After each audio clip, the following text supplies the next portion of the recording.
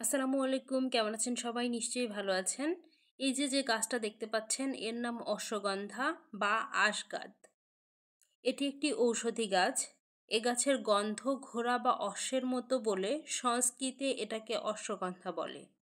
এ গাছের পাতা সেদ্ধ করলে এমন একটা উৎকট গন্ধ বের হয় যা ঘোড়ার মূত্রের মতো কিছুটা। অশ্বগন্ধা মূলত একটি ঔষধি গাছ। এ গাছের শেকড়, পাতা, বাকল সবকিছুই ঔষধি কাজে ব্যবহার করা হয়।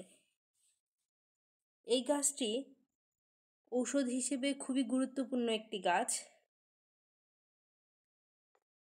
অশ্বগন্ধা গাছের রস শক্তিবর্ধক। এটি কর্মশক্তি কিংবা ইন্দ্রিয় শক্তি বাড়াতে বিশেষ ভূমিকা পালন করে থাকে। একটা কথা হচ্ছে, যে কোনো ঔষধি গাছ সেবন করার আগেই কোনো ভেষজ চিকিৎসকের পরামর্শ নেবেন, তারপরে সেবন করবেন।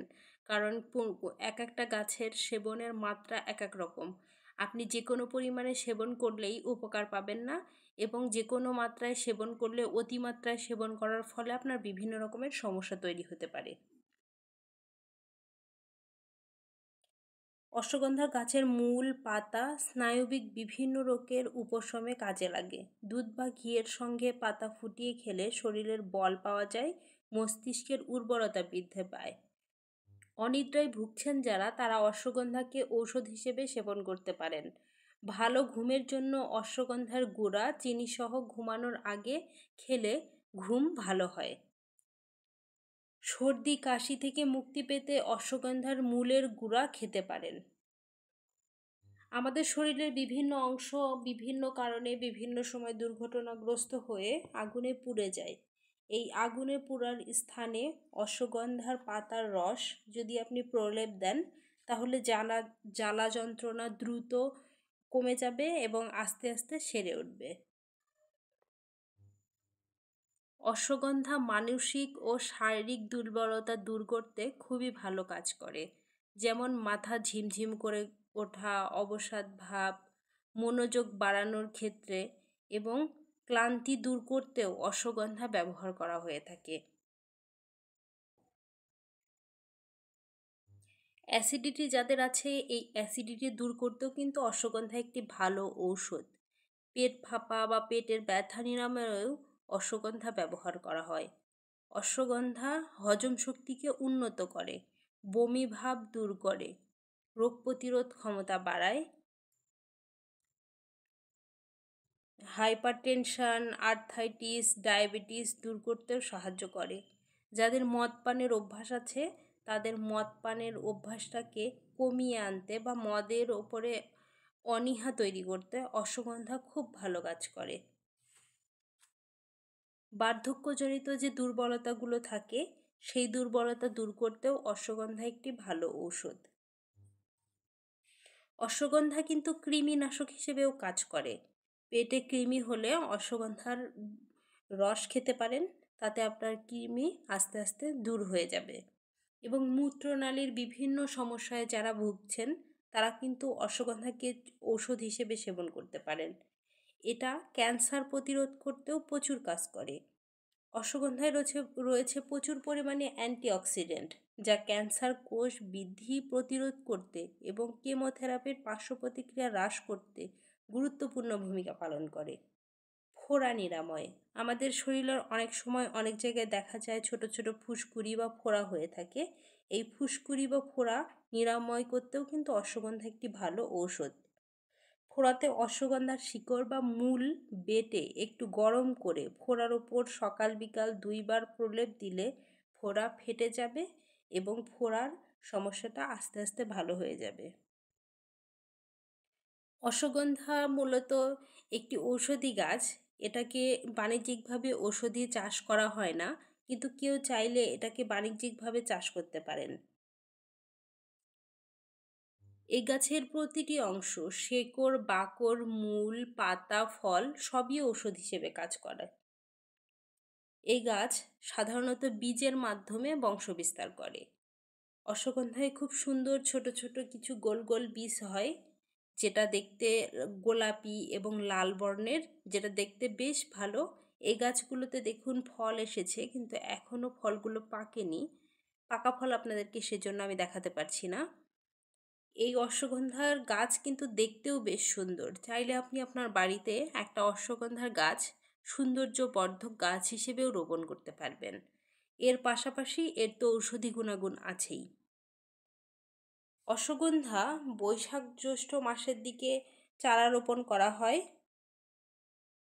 তবে অশ্বগন্ধা চাষের জন্য একটু উঁচু জমি তুলনামূলকভাবে ভালো। উঁচু জমিতে চাষ করলে ভালো ফলাফল পাওয়া যায়। অশ্বগন্ধার গাছ একটি গুল্ম জাতীয় ঔষধি গাছ। এটি অনেক বেশি বড় হয় না, চাইলে এটাকে টবেও চাষ করা সম্ভব। আমাদের অনেক সময় চোখে বিভিন্ন রকমের ব্যথা বা ফোড়া বা বিভিন্ন ধরনের সমস্যা হয়ে থাকে। এই ব্যথা দূর করতে কিন্তু অশ্বগন্ধার পাতার রস খুব উপকারী। তবে চোখের জন্য কিন্তু যে কোনো ঔষধি চোখের ভেতরে দিতে হয় না, সেটা চোখের ধারে দিতে হয়। চোখে কিন্তু পানি দিতাম আমরা আগে ছোটোবেলায় পোকা পড়লে, কিন্তু চোখে আপনি যত বেশি পরিমাণে পানি ব্যবহার করবেন আপনার চোখ তত দ্রুত নষ্ট হয়ে যাবে। তাই চোখে কোনো কিছু ব্যবহার করার আগে অবশ্যই ডক্টরের পরামর্শ নেবেন, তারপরে ব্যবহার করবেন। এমনকি বলা হয়ে থাকে মেয়েদের মুখে যে বিভিন্ন ধরনের ব্রণ হয়, এই ব্রণ দূর করতেও কিন্তু অশ্বগন্ধা ভালো একটি ঔষধ হিসেবে কাজ করে। ব্রণের ওপরে আপনি যদি অশ্বগন্ধার রস, পাতার রস প্রলেপ দেন, তাহলে একেধারে কয়েকদিন ব্যবহার করার পর আস্তে আস্তে ব্রণ সমস্যা থেকে আপনি মুক্তি পাবেন এবং ব্রণ আস্তে আস্তে ভালো হয়ে যাবে।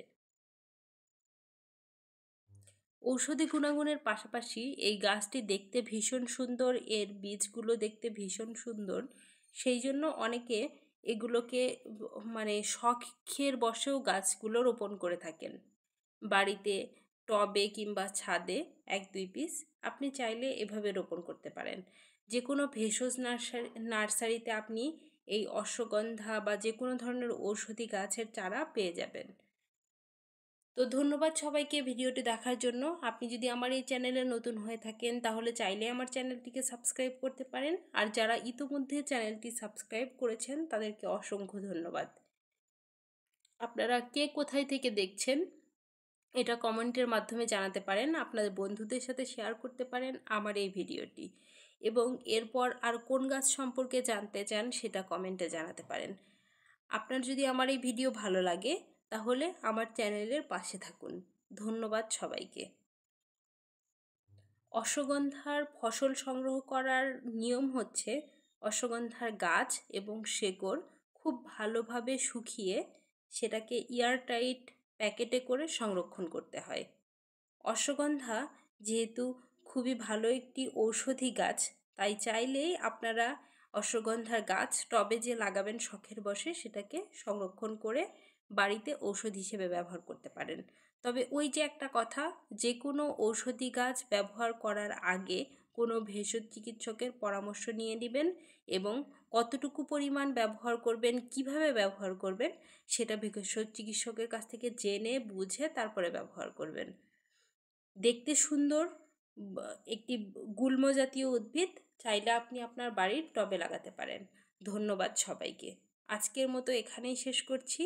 অন্য কোনো দিন অন্য কোনো ভিডিও বা অন্য কোনো গাছ নিয়ে আপনাদের সাথে কথা হবে।